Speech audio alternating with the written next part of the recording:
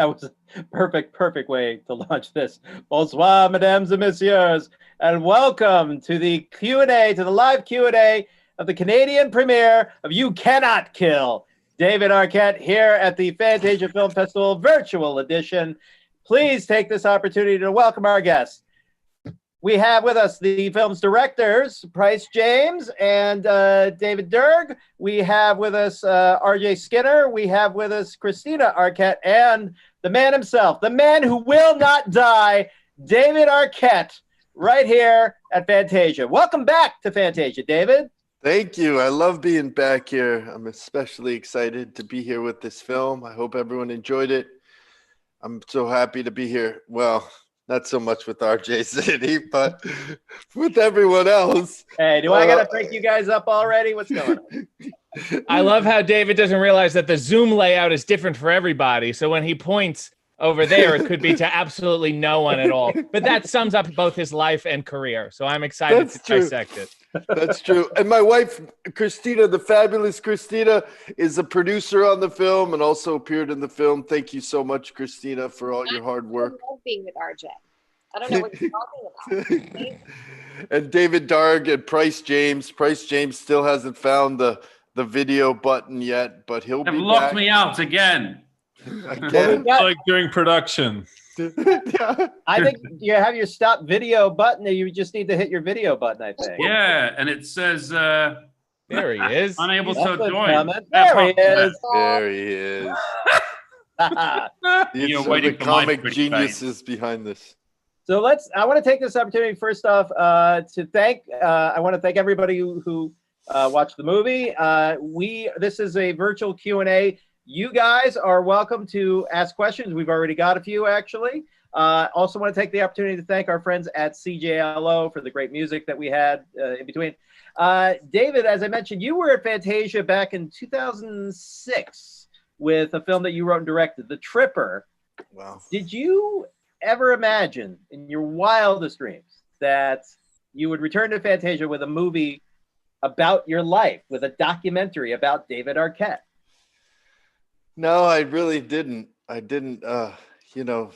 started thinking about it a lot after I got the 2 stents put in my heart. And I came out of the surgery and I was telling Christina, I've been thinking a lot about wrestling and returning to wrestling. She just was like, what are you talking about? And then I took the idea to Bryn Mooser at XTR.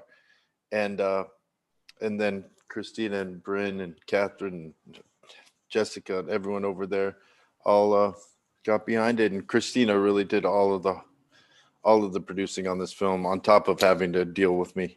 No, Matt, let me clarify that he was dying in the hospital, 2 stents put in his heart. I was breast pumping at the time, there, and I remember being we had just had our second child, and it was all very scary. And he came out, and the family's around, and everybody's there to, David, are you okay? And he wasn't thinking about his children or his wife. He was thinking about wrestling. And it was like one of the first things he said to me as I thought a lot about wrestling when he was in this probably dreamlike state. It's like, what? I was so just critical of the concept or the notion that wrestling had to kind of have a second phase in his, life. Primarily because he was also 50 pounds overweight and literally just had 2 stents put in his heart. But that's how this story started. So you went from one near-death experience to another. Yeah, actually. I didn't know it at the time, but I knew I knew you have to live life to the fullest. That is truly one of the things that makes the movie so special is you go into it thinking this is going to be some crazy documentary about David Arquette wrestling, ready for Rumble, but now it's real. And you come out of it totally moved. It's an incredibly touching movie. But you're also inspired by it. And I guess, David and Bryce, let's talk to you about, did you, going into it, was that part of the plan, or was that just as you were shooting or as you were editing, you just found that tone? It was definitely part of the plan. I mean, we knew that this had all the ingredients to be an epic comeback story, a hero's journey. But we, you know, being friends with David before the project and knowing his life story, we knew there was a lot to unpack in this, and that David has like quite a complex history, and we wanted to really dig deep into sort of the why are you doing this in the first place, what's driving you, what are you looking for beyond the wrestling ring, and what demons you're actually wrestling with. And we knew that there was a very emotional undercurrent to David's journey. And part of my experience as a documentary filmmaker is looking for those types of stories that are like the real emotional drivers. And Price's expertise is more on the comedy side. And so that's why together we made a really good team, because we were able to pull the best of those two worlds out and together in the film. A tag team of directorial, search for the right word, excellence. Yes. Yeah, and ultimately just make a very, very entertaining film that, you know, was absolutely unlike most documentaries you've ever seen. The kind of, I know people have called it a Rocky docky, or a sort of, you know, kind of leaning into kind of those kind of tropes, but it's a documentary, but it feels like, you know, a huge sort of sports action movie, and that was something we were really interested in. Did you just say Rocky Docky? It's a Rocky Docky. It's a Rocky docky. Don't label it a Rocky docky, please. Whatever you do. Come on, it's so meta. It's meta. Mate. His favorite I've heard schlock doc as well. Schlock doc, like. Well, schlock doc's been used many, many times. Oh, get rid of that. But fun fact, the first shoot that Darg and Price went to meet David was in Detroit, and it was for the Legends of Wrestling, and they ended up in a bar fight in the very first shoot with the Nasty Boys, and camera equipment was broken, and I'll never forget them calling and saying, we got into a bar. I'm like, what? I've never even seen David get into a fight. And they I think it was help. You've seen me get in a fight. Someone. Not like that kind of fight where it was like seriously like a bar brawl, and cameras were broken. Well, I mean, you can't start your shoot off better. I mean, that tells you that you've already got an action-packed movie right there. Christina, but now, obviously, it must have taken some convincing for you to okay David's return to the ring. Did it also take convincing for you to get on board with this documentary? And because also, you know, it's not just shooting this whole process, but shooting your home life and you know, intimate moments with family and such. Yeah, I mean, you know, number one, I'd been to a wrestling event with David years ago when we first started dating, and people were so mean to him at the event. And I was like, why would you enjoy this? Because literally fans were just spitting on him and screaming at him, and it was so intense. And I remember thinking, like, why does David still go to these things? And he loves wrestling. Like, he watches it obsessively on TV, and he follows all the storylines, and, you know, it really means a lot to him as a fan. So, you know, I just thought it was an odd thing. I thought at this age and stage and with his health condition, I was nervous about it. I used to be a news reporter and I was on camera for years. Now I'm a producer, so I kind of enjoy the quiet life a little bit more. So I was very critical of his decision in the beginning. But I also looked at it as perhaps, you know, David has to create. He's a creative person. Wrestling is theater on steroids. He comes from a family of vaudeville performers. He loves to perform. And so I kind of understood his need to go out and wrestle again. But I definitely was not happy. I was really pissed after the death match, and really mad at him for that. So there were moments along the way, you know, that were really tough. And when he was injured and I would have to take pain meds, and then that was, I mean, there was a lot of really dark moments in filming it. So it was really hard as a wife to sort of be the wife, and then also to call Darg and Price and be like, did you get that? Did you guys shoot that? You know, like there was a very strange. Was there also for you though moments where you just wanted to hit the brakes and say, no, stop it. This is too much. This is too dangerous. I think David was too far down the journey to hit the brakes. I mean, I think David is going to do what David wants to do, and always kind of has, and both his career and life. And so I sort of knew that I needed to support him. I think the death match was a real low moment for me. As far as I just thought, you know, he really wanted to die. And I said that to him after, like, it just feels like you really want to die or something. So that was really, really tough. And you know, some of the darker moments in the film, you know, that it was really hard on our marriage. I will say that like we were near divorce halfway through the making of this documentary, but now we're madly in love and everything's good and we're all right. So And when you watch it, do you look at it and go, yeah, you know what, we set out we did what we set out to do? Do you feel like this is, you know, do you feel like it's something more than what you thought it was going to be? Do you feel like it's you know, that it's the movie that you feel like you needed to make? Who, me? Well, for both of you guys. Gosh, David, how about you go first? That's a good question. It's kind of turned into something I could never have dreamed of. I mean, anything we do, we really are trying to entertain people and really, you know, tell a story that really grips them and touches them. So it's great to see a reaction where it feels like that message was conveyed really well. Yeah, I think it kind of surpassed my expectations in the sense that it became so much more than a documentary. It became a love letter to wrestling. It became a story about love and family and marriage. It also became a story about, you know, struggles. And I think David was really courageous, and to Darg and Price's credit, like they did a beautiful job of showing David's mental health struggles without it being, you know, exploitative.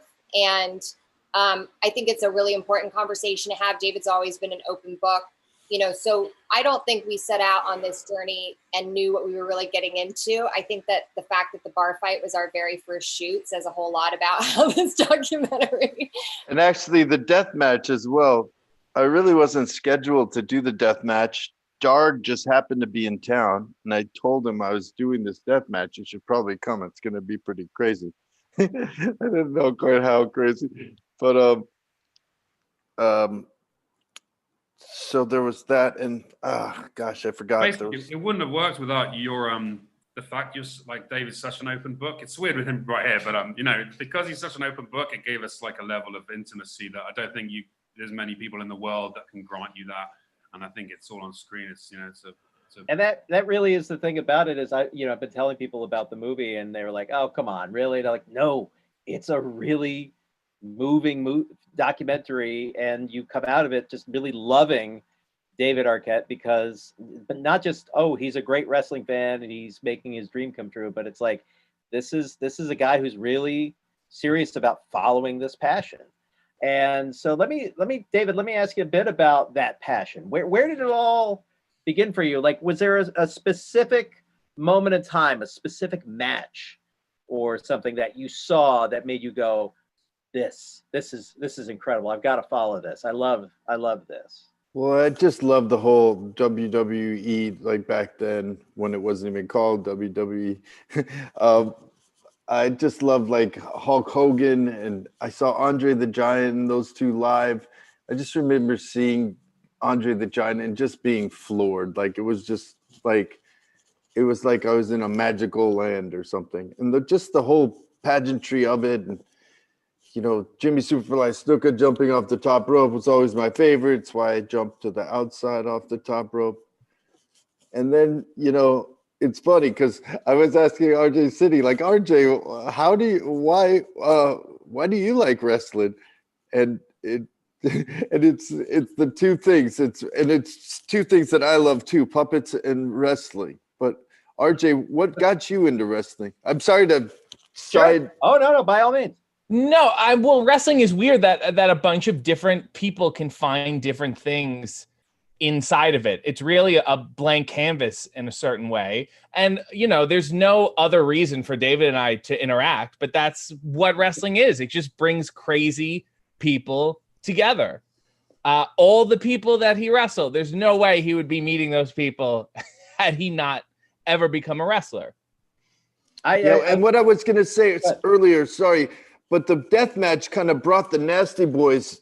You know, there's like a brotherhood within wrestling and a real sort of a family element. So he was like, called me up and was concerned about what had happened to me in the ring. you know, I do have to say it was my fault that, you know, I learned a big lesson. It's always stick to the plan, because I pulled his legs when I wasn't supposed to, and that's what caused my neck to get stabbed. So that was a big lesson. Like, if something's even going wrong and it goes a little overboard or whatever, just always stick to the plan. But so I just wanted to throw that in. And don't wrestle unless you have total training. It's I'm still mad. Where's Nick Gage? No, I'm kidding. I was like, has a wrestler's wife ever like fought a wrestler? I've seen it. Many times. RJ's seen it. It happens. They got married. Sometimes they'll get divorced in Or the you same match. David and I fighting, because you've seen that too, I'm sure. That was also my favorite. I think what people didn't get to see is the best wrestling promos I've ever heard came from Christina. Was I always negative? Well, just when you got angry, I was like, see, we could use more of this. I would rather team with you. She's my favorite wrestling Arquette. I'm really a heel, guys. I'm really a heel. So I have got a slew of questions here from our audience. I want to get into these. Guillaume is saying, hi, the doc was awesome, but I was wondering why you chose not to remove Joey Ryan from it. Yeah, it was literally all done and ready to go. We didn't have the time. We essentially didn't have any time to do it. It had all been, because that thing happened right as everything was ready to come out. We didn't have. Question from Bill is he's saying the doc was simply amazing, and what an ending. 2 questions he's got. What made you decide to bring a crew to film your return to wrestling? And also for David and RJ, what were your first impressions of each other when you first met? My first impression of RJ? Oh my gosh.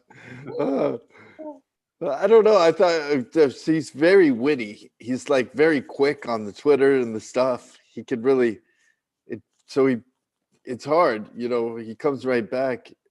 I don't know. He's a millennial. Yes. There's a mutual friend named Ben Joseph who wrote for you, and he used to come to the wrestling shows in Toronto, and I did not know him, but he knew my work, and he said, David, if you want to get back into this stuff, follow this guy on Twitter and like see what it's all about. So out of nowhere, David follows me. I'm like, okay, I've had weird, odd people follow me. It's not that unusual. And then he started replying to all my tweets. And we started playing around a little. And I said, you know what the hell? Let's call him out and have some fun. So I do this thing on Sundays on YouTube where I make coffee in my underwear, which is a panel for another day.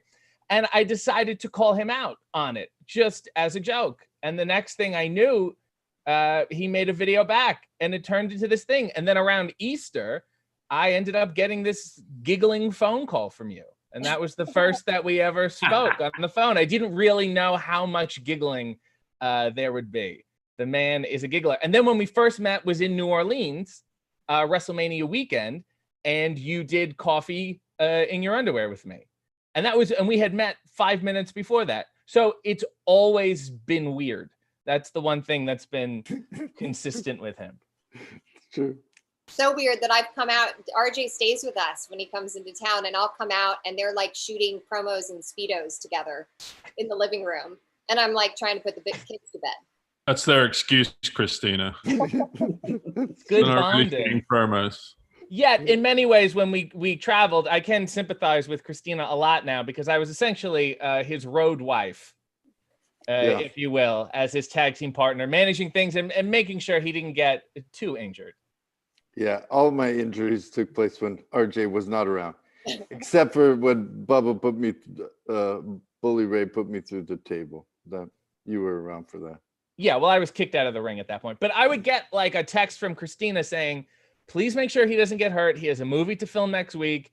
And then I would look up and he'd be like, I think I want to do like an Undertaker over the ropes dive. And I'd be like, have you ever done that before? And he's like, no. I'm like, well, you're not doing it tonight. I'm sorry.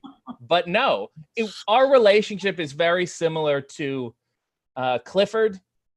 I was Charles Grodin and he's Martin Short. That pretty much sums it up. And RJ, we should also mention you have also been to Fantasia previously. Yes, for with a wrestling movie. An even more bizarre wrestling movie, Monster Brawl, which was like classic monsters wrestling each other. And you played, I think, 2 of them, right? Yeah, I played the Mummy and the Wolfman. It was a real Eddie Murphy type job. Real nuanced performances. So anything involving weirdness and wrestling in a film, I have to be involved. These are now the SAG rules. Let me keep going with the questions. Laura, it's either Lawrence or Laurence. And this is a question I was going to ask. How did the backyard wrestling match come about? And why on God's green earth did you do it? We wanted to start from the bottom and kind of go up. You know, backyard wrestling was kind of big when there was a lot of videotapes and everything. But when I was during the time I was a champion, and that whole sort of world has evolved into other things. But a lot of the wrestlers nowadays came out of that world. So it was something we wanted to, pay tribute to. Even the death match, I know some people hate it and think it's garbage wrestling, but some people absolutely love it, and it's their favorite part of wrestling. So I did want to speak to those fans as well. So all of it was kind of like, just the whole journey they set up for me. Yeah, and I think we wanted David to start at the bottom, really. I mean, it was important for him to lose all dignity, all expectations of what this might be. It's not enough to just get sledged for being not earning it in the first place and then suddenly step right back in at the top. He had to really learn some hard lessons, and I think that's why he agreed to do that. And in the film you definitely see he learned a hard lesson there. I guess to portray like a full spectrum of wrestling, the indie scene is so diverse, and we wanted hardcore backyard. There's Hollywood, which is a bit more theatrical.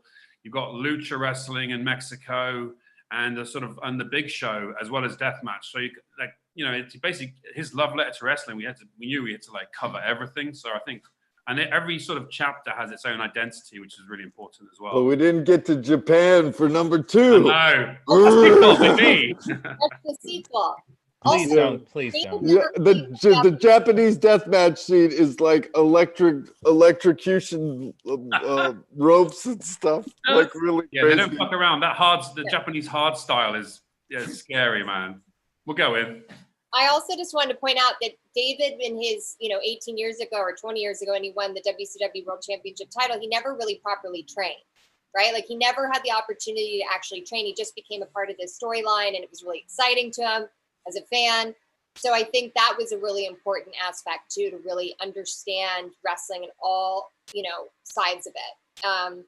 But I remember that, Darg and Price sent me that backyard wrestling, some of the footage from it, and it was just so gnarly and so hard to watch, that for me, it created a very emotional reaction watching that. I was just heartbroken.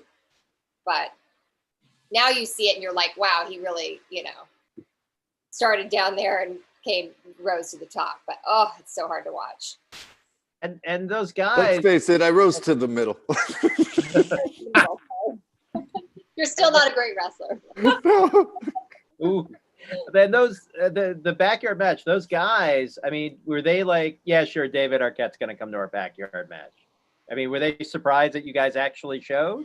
Yeah, they were. I mean, Darg found them on Facebook, and then put it to Mr. Arquette, and it was like, let's go. And I think the whole time they weren't quite sure whether we were trolling or whether it was legit. And then we were with David, and it just all went down, and they just welcomed him like they would anyone trying to do a sort of backyard match. And David, you have your own backyard setup right there, right? Yeah, I don't anymore.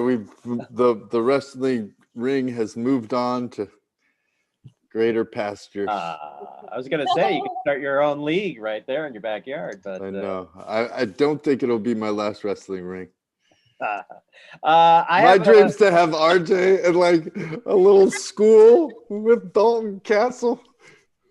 Just hanging out in the pool and then teaching some wrestling. There we go. Questions from Julio in Brazil. David, where did you find the inspiration for your costumes? Very, very good question, Julio. Yeah, Defila Sport, Isla Erickson did a lot of our costumes, and also Juan Guerrero did a bunch of the costumes, and he did all my boots. So yeah, I love costumes. It's one of my favorite things, and just sort of having the opportunity to just design a bunch of them really upset Christina again, because it's like you go and gear's not cheap, so you go and you spend a bunch of money on all this stuff. It's like, what are you doing? Yeah, David's got the largest like closet, and I mean it's full. I've never seen so many like outfits for any. He's prepped for anything. You could throw any brief at him, and he's like, "Oh, I got that. How about this?" And he just says straight to like, "I got a rail of that." There's all these like faux furs and bedazzled outfits, and everybody comes in our closet. They're like, "Oh, Christina, look at your side." No, that's David's side. Yeah. Not me. He's one of the few people whose regular clothes are equally, if not more ridiculous than his wrestling outfits. Like sometimes he would come out in the morning and I would say, just out of curiosity, what was the first item of clothing you put on out of this outfit? And how did you build the rest around it? He always says everything's a thing. When I wear something, everything is a thing. He's a walking conversation piece. I've got a question from Alicia, who works with Fantasia. She's asking David, with the pandemic, a lot of sports teams are not playing without an audience. And, you know, for you as a longtime wrestling fan, how can wrestling exist without the fans? I think it's, you know, we've seen through the pandemic that the fans are the most important aspect to any sporting event or any wrestling match. So I think it'll be back. I think in the meantime, they should like literally like sell every third thing, you know. I don't know, just make it like social distanced inside. I think wrestling fans could enjoy that. I don't know. I think it'll be back. Did they make it an essential business in Florida? They did. Yeah. And they are having matches with sort of little areas. Let's talk a bit about the Mexico sequence, because it's definitely one of the most memorable in the film. Let's talk about going down there and setting. Did you go down there? Did you already have a lucha libre match set up? Did you have to go to? I mean, let's get into the specifics of going down there for that.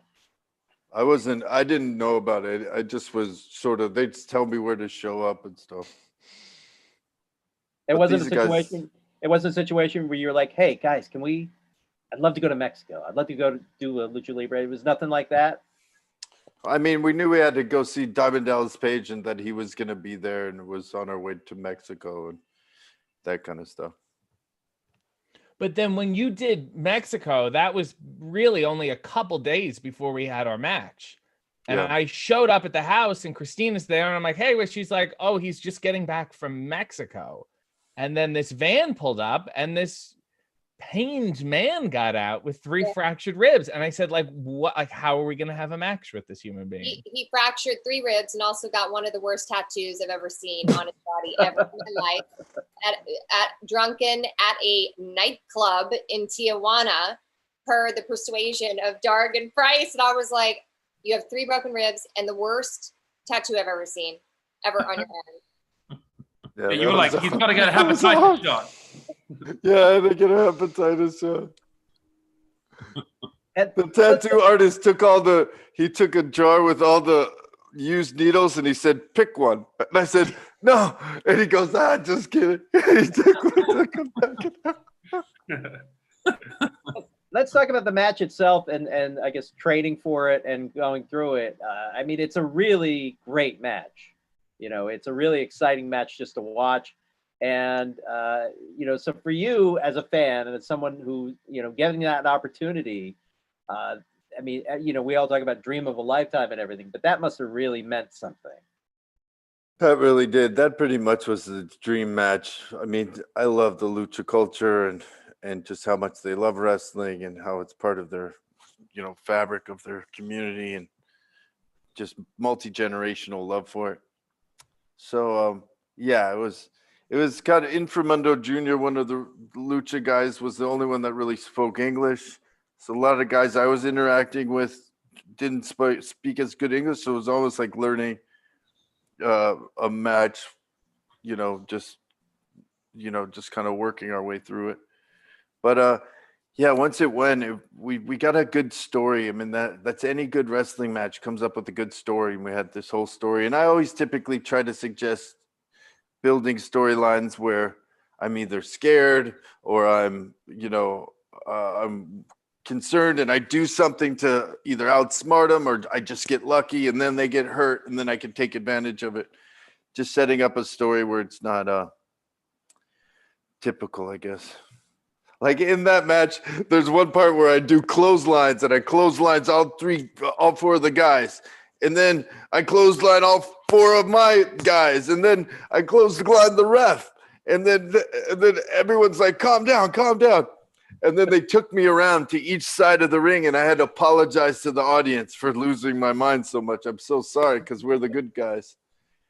Yeah, I love hearing this part, David, because like when we were shooting, it's so difficult because we're trying to coordinate all the logistics of the shoot and like camera positioning of the ring and like where's the mariachi band going to be in relation to the show and all this crazy stuff. Meanwhile, David's in the locker room with these guys actually planning the match, and we never know how these things are going to go. And then suddenly they come out and this incredible match takes place. And me and Price are like, wow, that was amazing, but we don't get to see the planning all the time or all of the planning. And so just to hear like how that's happening in the locker room is fun for me, David, because I wish it could be there for all of it, but you can't. So to see those matches come together was a lot of fun. You're also not allowed to film that part. Yeah.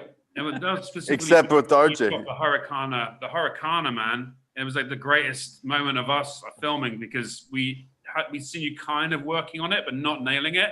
And then during the match, you just like did a perfect one. And we were just like holding cameras going, looking at each other going, holy fucking shit. Like that was like for us, our brains were like, oh, he's serious. And, that was like people seem to be responding so well to that moment in the film. They're like, oh, okay, this is legit. That was my best Hurricane of my career. The whole thing. Yeah. Well, I think Jungle Boy as well. But yeah, it was amazing. TMZ picked it up, remember? And that was like a big moment because all of a sudden here you have David looking really good. He was fit. He'd been training. And he does this like insane move. And it leaked out to TMZ. It was kind of crazy. I remember everybody being really excited about it. And a question from JF: David, are you still in touch with the wrestlers that you met down there? Inframundo Jr. a little bit. We message each other, but no, not too much. I want to go down and see him though. There's an incredible museum there too called Mulme Museum. That's a luchador museum and a collector's museum. So it's really incredible if you're heading down to Tijuana. Question from Ryan. When you during the death match, what was going through your head when your neck was bleeding badly, but you decided still to finish the match? First, I thought I was dying, so I tried to cover him because in my head I wanted to go out a winner, even though I wasn't supposed to win the match. So he kicked out a couple times, and then I was like, I got up and I got out of the thing. And I really my life was flashing before my eyes. And then Luke said, Davey, it's Luke. And I said, I couldn't see him. I could just hear him. And I said, Luke, is it pumping? And he said, no, it's not pumping. So I knew it hadn't got my artery. It actually hit my neck muscle. I got 5 stitches in my neck muscle and then a bunch on the outside. But then it saved me because that's what got me. But so then I tried to go back and finish it up, and it went a little south, and then we just figured out a quick thing or got a quick thing done. Eric first off, he has a comment for RJ and David. He says, wow, your matching tag attire was gorgeous. He loved the red and black hearts. Oh, wait. David designed that, and the second we put them on, they completely fell apart. He had padding on the leg. Everything was a thing, and he had weight belts and capes, and it was horrendous. And then after that, we had to switch to something a little more tasteful. I had to talk him down. And Eric also has a question for David. Do you keep up with the current pro wrestling? I'm pretty sure you do. When you were training, were you following stuff in the indie scene or just watching stuff, the mainstream stuff that was in the that was on TV at the time? It's so amazing. Like, this took place at a time where all of these stars, these wrestling stars now on the show were just coming out. They were on their final sort of matches within independent wrestling, like Jungle Boy Jack Perry, Peter Avalon, Brian Cage, MJF, like all these guys, Marco Stunt, like we're all in this kind of world. It's great to see them all. Chris Cross, just tons of them. Austin Theory, like we saw a bunch of them as we were going up. Cody is asking, any chance of you appearing on AEW? RJ made a funny face. I only like wrestling with RJ as my tag team partner. That's sort of the only way I win. I mean, I did beat Colt Cabana and Ethan Page, but they were gentlemen. I don't know. I love wrestling. I don't know if I'm ever gonna wrestle again, but if I was, it'd be with RJ. A giant mistake, regardless. Question from Dolak. I hope I'm pronouncing Dolax. Really good doc. And by the way, yeah, that is the reaction. I'm just kind of across the board. Everyone's loving the documentary. Funny and emotionally moving, all the ingredients for a good movie. So you got a great storyline there. Exactly true. Question is, did David really not know that your wife was playing the role of Elizabeth and surprising him in Detroit during a wrestling match against Anderson? Well, the truth behind that is that, obviously he loves Miss Elizabeth. He has a tattoo of Miss Elizabeth. He's asked me to dress up as Miss Elizabeth for many Halloweens. And Wonder Woman. And Wonder Woman. He has both those.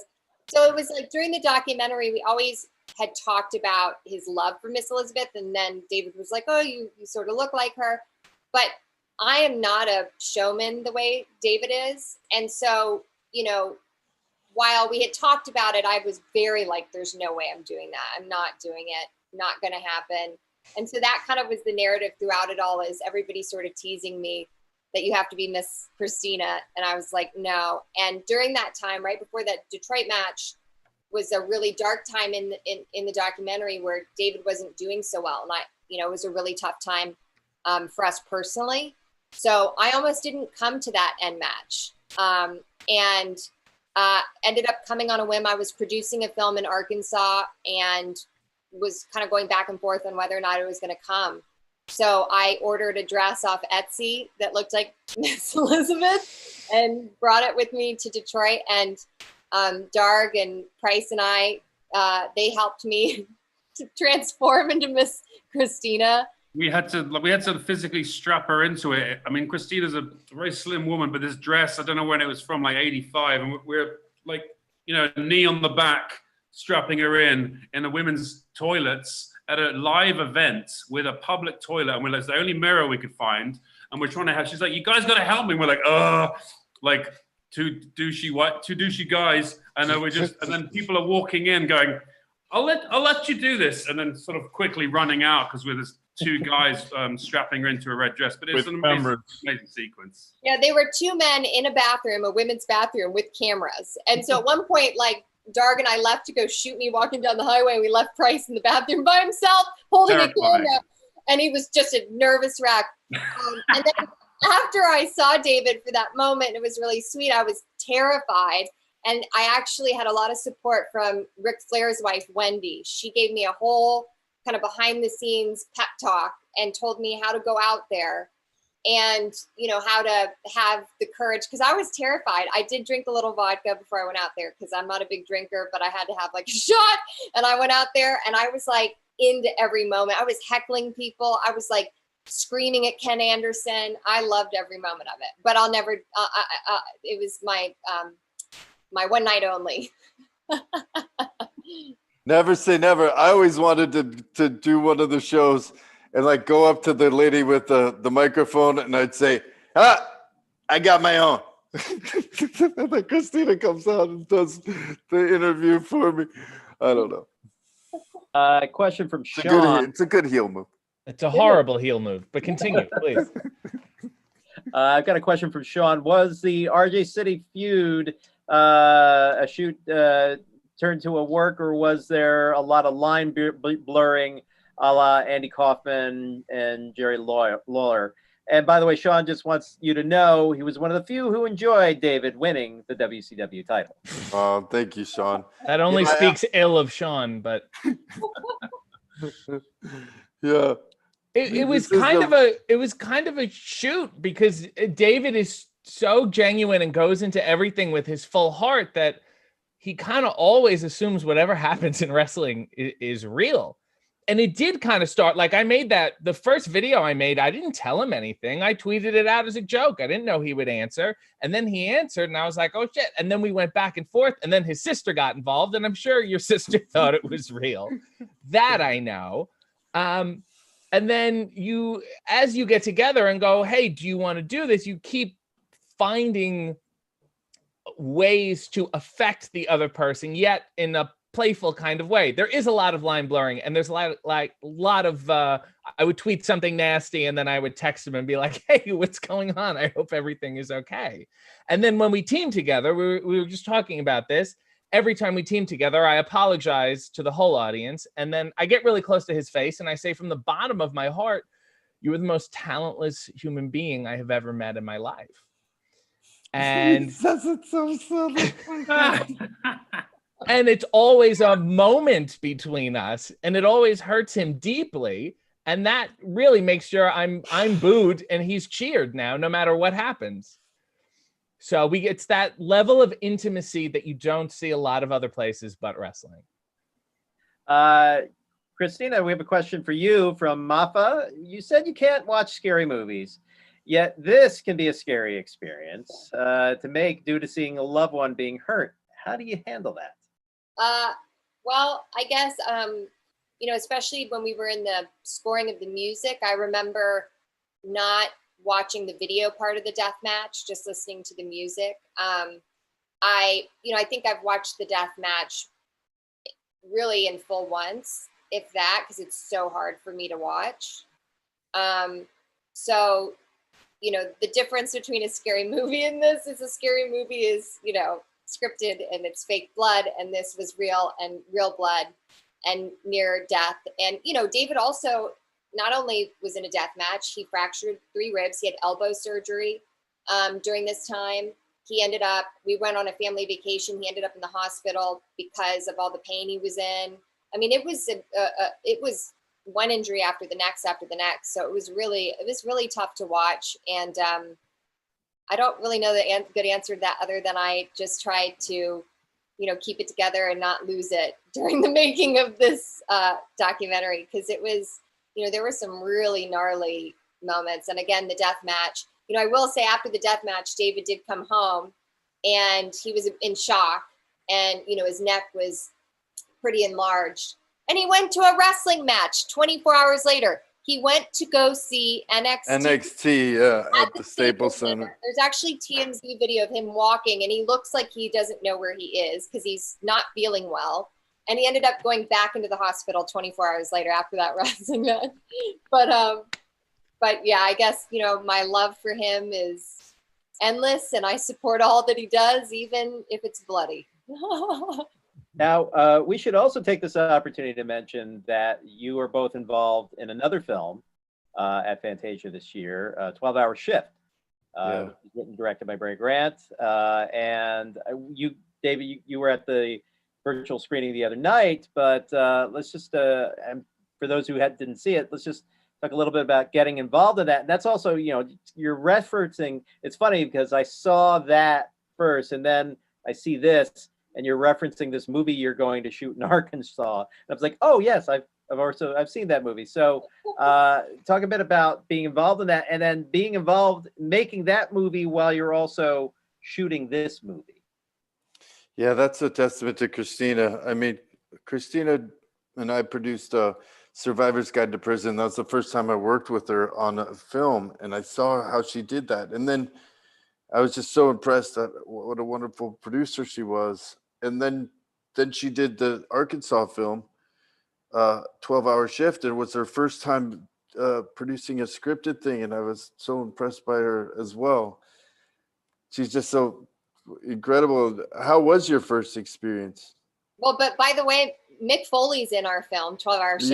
Yeah, we got him in. So, and the fun fact about the scene with Mick Foley is there's a group of guys sitting around a table, and there's a young kid who comes and grabs the cooler. That's Ric Flair's stepson. Sebastian, so, a bunch of wrestling. You know, David's whole thing is always about building the bridge between Hollywood and wrestling, and wrestlers are great actors. They are. I mean, Mick Foley is just such an incredible human being. I don't know if you ever saw his documentary about becoming Santa Claus, like one of my favorites. And so to put, you know, have all the kind of ode to wrestling within 12-Hour Shift was really fun. But yeah, we were shooting those simultaneously, and you know, it was definitely a wild experience to be doing both. And 12-Hour Shift does have a lot of blood in it too, but again, not real blood like David's blood. But Guillaume is asking. Brian Pillman Jr. talks at the end about the donation you made to his family. Can you talk a little bit about why you did this awesome gesture? Well, I did that just at the beginning, just to do it, and then people had talked about it. DDP had mentioned it. DDP, you know, told me where to do it to and everything. And but I wanted to include Brian Pillman Jr. because he's just such an incredible wrestler. And it was just a way of him saying we're family and stuff. But I wanted his face to be up there because he's now bulletproof Brian Pillman, and he's doing such a great job. He's an incredible wrestler. And, you know, a lot of this, I did want people to get eyes on RJ, on Peter Avalon, on Jack Perry. I mean, they're all doing us a favor and being a part of it, but we all wanted to also get people to see them. I know, like, on a personal level, Brian Pillman Jr. was obscenely touched, like, as a young boy. When I first met him, he's like, hey, because I was in the middle of the stuff with David. He was like, when he did that, it was just like the coolest thing. He's the nicest guy. And David really went out of his way to take care of as many people on the indies as he could and give back, not just, you know, in a show way, but to the fans and to individually to the wrestlers. And like to Pillman, obviously a very hard life, and it made a huge difference in his life, and he's doing amazing now. Did you just say something nice about David, RJ? No, I think there was a static thing. Well, they'll edit this in post, right? Okay. Right. No, I hate to break to you, but we're streaming live. Sorry. So. Please retract that. Thank you, everyone. No. Those comments. No, thank you, RJ. No, thank you. Please. No, I insist. RJ. Please, if you do anything this evening, thank you. Accept my thanks. It would be so nice. I would love to, RJ, but it's really a thank you. You could not be ignorant for 2 seconds. Just accept the thanks. We discussed this earlier, RJ. I got you to accept all thanks from now on. That was you ought to be ashamed of yourself. Thank you.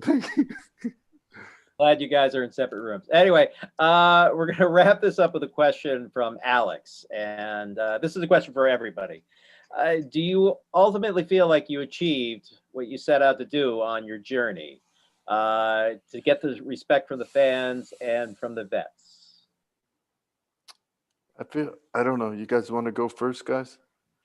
I mean, there were so many interviews with fans that couldn't make it into the film for time restrictions. But I mean, objectively, that was the kind of message we received. I guess especially from the indie fans, was just that, you know, David was just fully welcomed, you know, and he put 2 years of work in, and it's all there on screen, and ultimately gained the respect of everyone, and I guess proved something to himself ultimately.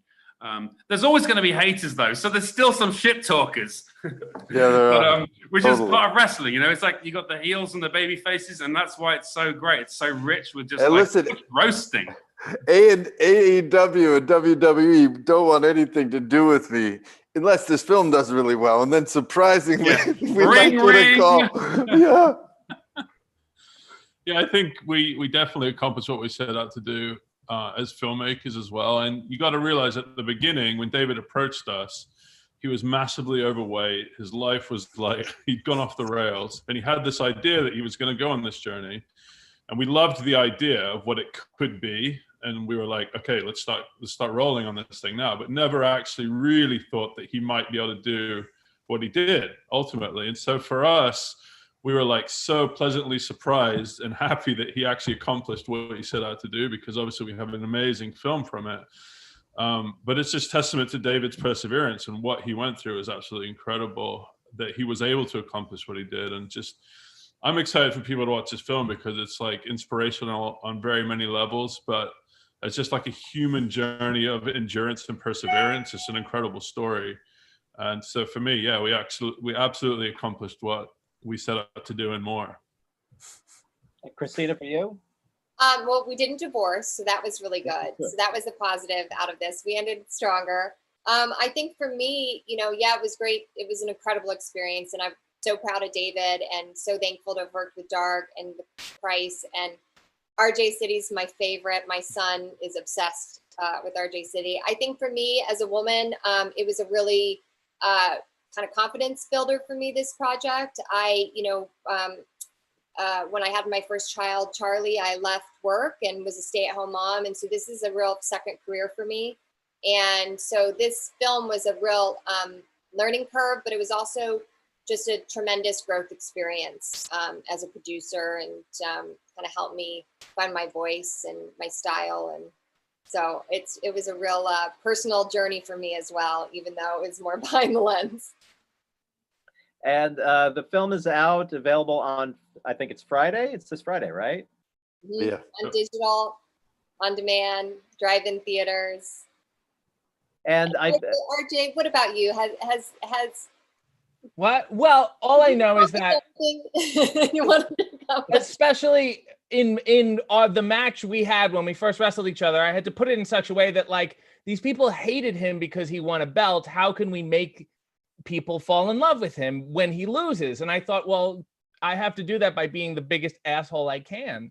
And I continue to be just so people like him. So that's really, you know, my role in life.